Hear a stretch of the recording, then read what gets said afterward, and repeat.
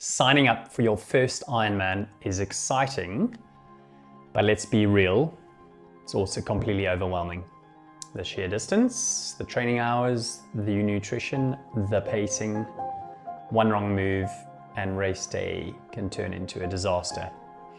I've seen it happen over many years. Athletes put in months of training only to hit the wall halfway through the marathon or even earlier.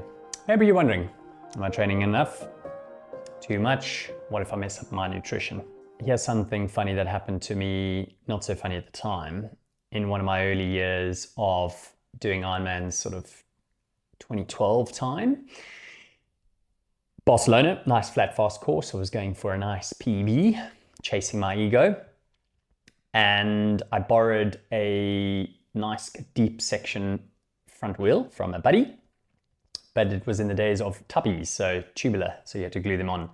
I carried some gas and I couldn't carry a spare tubby tube because I didn't have any, and also I thought if that was a problem, my day is probably done. So put some sealant in and I had gas, but it was the days before tubeless, so the sealant was all still the old school stuff, if you remember back then, over 12 years ago. So heading out on the first 20 Ks on the bike, great swim, setting myself up, but what happened overnight was all the rains came down in the Spanish coastline, and when that happens, all the dirt comes to the surface of the road, plus all the wash down from the steeper roads down to the coast, so punctures left, right and center. Now, it's never going to happen to you, right, the punctures, but it blew straight away in the first 20 Ks. I was going well. Stop on the side of the road, put some of the... At that stage, you had to insert the device to inflate some foam, self-seal, and it spin the wheel, and it sealed it okay. Topped it up with some gas, and off I went. And 5 minutes later, it was down again. Okay, so either another puncture or that was it for me. So all my resources done, finished the gas canister, nothing happened. Panic, panic, panic. Stood on the side of the road, I was holding up my sort of a spare tube or tubby, whatever I was holding for people, and they were just shaking their head and saying sorry and maybe handing out some gas. People are really helpful. Anyway, decided to walk over the road because there were some Spanish locals, a couple, elderly, watching and kind of seeing if I was all right, and clearly people just humming past. Now, the worst thing in the world is when 15, 20 minutes go by and people are flying past you like there's no tomorrow. Went in to try to speak to them. I don't speak Spanish, but it was just sort of broken English and broken Spanish. They said, no, my son is triathlon. He's in England. I was like, yeah, but how's that going to help me? Anyway, come inside. So I went, put my bike on the side, went into their house, into their spare sort of room, garage. Oh my gosh, it was just wheels and bikes and all sorts of stuff. So I needed a front wheel. So I traded temporarily the nice deep section Zip, a couple of grand, for just a training front wheel, which had a normal tire on and tube, and I was so grateful. But this all took 20, 30, 40 minutes, whatever. I can't even remember. I was getting hungry, so I had some food, but then of course I was running out of fuel.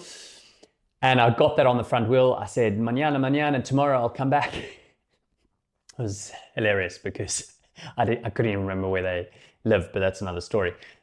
I did get my wheel back the next day. Anyway, off I went, bombed. I absolutely emptied myself, bearing in mind I had stopped, completely cooled down. It's like doing a double session. And needless to say, went through puddles and puddles and big rains and absolutely blew my legs to pieces. And, you know, that never happened again. But classic preparation versus reality of some of your early Ironmans. I did not expect that to happen at all. Here's the reality. Most first-time Ironman athletes make avoidable mistakes that cost them hours or worse, cause a DNF.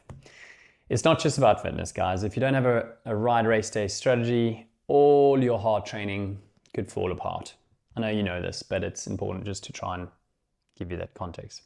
But it doesn't have to be that way. With the right strategy, you can finish strong, even enjoy the race and cross that finish line feeling proud, not crawling. The good news is that the season is just getting started and you're still within really good time. This is coming out in March. So in this video, I'll share the most important tips for your first Ironman for the summer. How to train smart, pace correctly, fuel properly, and avoid common rookie mistakes.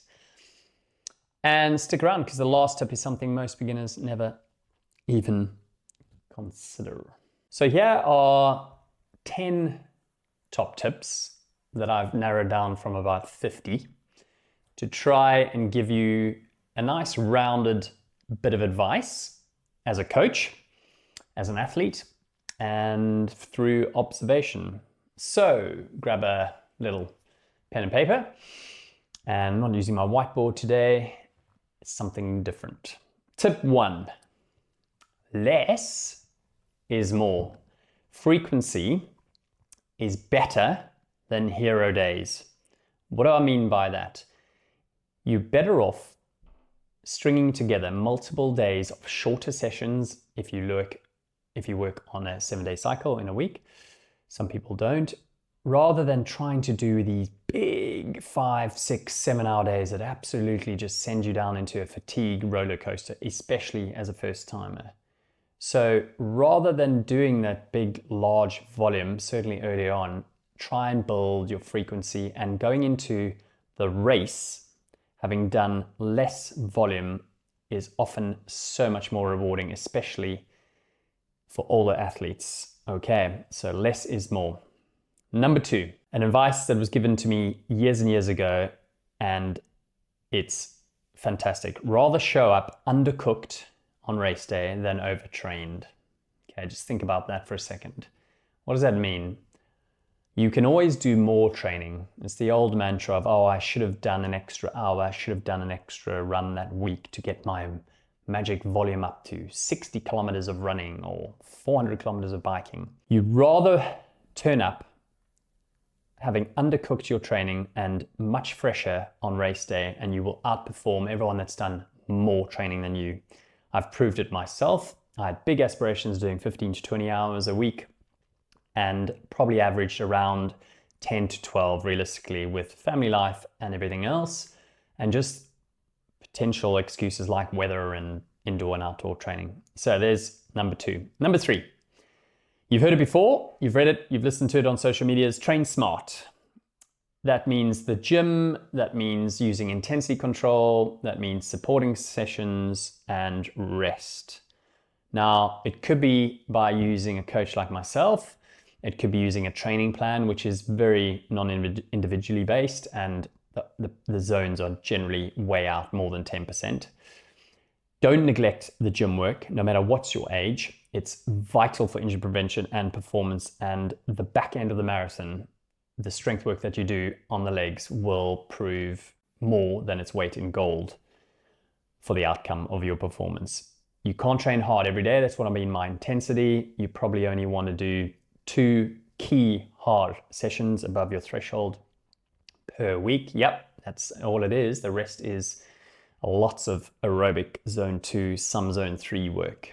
Okay, your supporting sessions are your yoga mobility, your massage, your foam rolling, potentially Pilates, whatever you need for you and your body, depending on your experience with endurance sport as a youngster, your age currently, your 50s, your 60s, your 70s, or if you're in your 20s and you've got a lot more elasticity in your joints and your muscles. Number 4, pacing in training for race day. Okay, so you don't want to turn up at race day and say, I'm going to ride at this power on the bike or this speed. So we use an intensity factor as a guideline. What does that mean? It's a percentage of your true FTP, not just a little 20-minute test on a bike indoors or outdoors and measuring your power and taking 5% off that.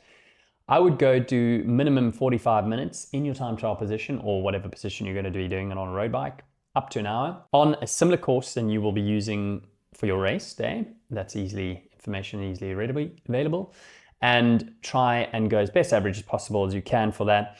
Now, if you can repeat that a few times over a period of 3 to 4 weeks, you know that roughly is going to be your flat out pace for an hour. That's a genuine fresh pace. Now 0.7 of that to 0.75 as an intensity factor is a great way of starting your Ironman in terms of effort of power. If you don't have power, that's not going to work. 75 to 85% of your threshold heart rate will probably suffice. Okay, so the holy triad, heart rate, RPE, and pace or power is crucial for race day. Number 5, most important, spend time on fuel and hydration, trial and error. You've got to go out, practice your 40, 50, 60 grams of an hour of fuel, moving upwards towards a sweet spot, no higher than 90 grams is our advice, of a combination that works for you, product dependent, and making sure you understand how to hydrate alongside that for performance. So not expecting your bottle to give you fuel and hydration because of the nature of the race and the temperature will mess that strategy up. So there is another video on this in my little library. I would take the time and look at that. Number 6, spend time in a wetsuit, or if it's a non-wetsuit swim, of course, in a swim skin. Swim skin is something that goes over your tri-suit. These days, technology has advanced so far, especially for Hawaii non-wetsuit swim. It almost feels like you're wearing a very thin wetsuit. The buoyancy is there, especially if you are a lower sinking leg swimmer or your stroke rate is quite slow, you'll sink in the water a little bit. So you need to spend time knowing how that feels, the chafe, the tightness across your chest. Wetsuit fundamentally changes your stroke. You might need to come with a wider arm stroke, a straighter arm, to accommodate for the lack of flex in the suit and fatigue. Don't just spend 5 minutes in, try get up to about 2.5 kilometers continuous in a wetsuit and or a swim skin. If you're not sure if it's going to be one or the other, practice for both and take both in your bag. It can change on the morning of your swim start. Number 7, listen up. You're not going to enjoy this. Ignore social media. Ignore social media swim analysis. More technique. You need to do more technique. How many times do I hear this? Do experienced swim coaches? I was only speaking to one last Friday, Julian Nagy in London. 25 years of swim coaching. He tells all these athletes to stay off social media. You will go down rabbit holes. You'll think you need more of X, Y, Z. Just get on with what you need to do, okay? Specificity out trumps just spending your days and hours on technique. Number 8, no need to do a full distance in training, okay? Especially this falls into the running realm. Do not do a marathon if you can help it before your Ironman, just to see if you can run the distance. It's a completely different mechanics on the day. It's actually slower and easier on the body because you've burnt your stores, you've tired your legs out muscularly on the bike, of course, and it's a completely different experience. The swim, of course, doesn't take too much out of you. Swimming 3.8 Ks for some people wouldn't be a problem, but if you have not swum that distance, do not panic. Even if you break it up into hundreds and do 38 100s, it's absolutely fine. The bike, no need to do 180 kilometers. If you do stumble on doing a big day like that, it's absolutely fine. It won't take too much out of you, but you do not need to do it. A good rule of thumb is about 70% distance. Okay, so you do up to 70% of it in separate days. Number 9, almost at the end, hang in. Make sure there's a fun element in your week. Otherwise, the training just becomes pretty mundane. You can't wait for it to be done about 3 to 4 weeks out and you lose your mojo. I've been there and I see my athletes, they just want to race.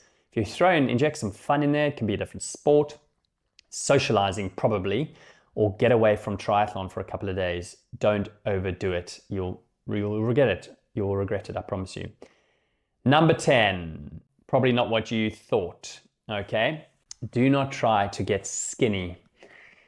Very controversial. You've got different body types. Look at Christian Blumenfeld over here. You look at some of the top Ironman winners of Hawaii, completely different body fat percentages, and especially females. We know if you go down these rabbit holes of trying to get leaner, there's disruption to hormone regulation. A lot more information around that is available, which is great. Energy availability, RED-S.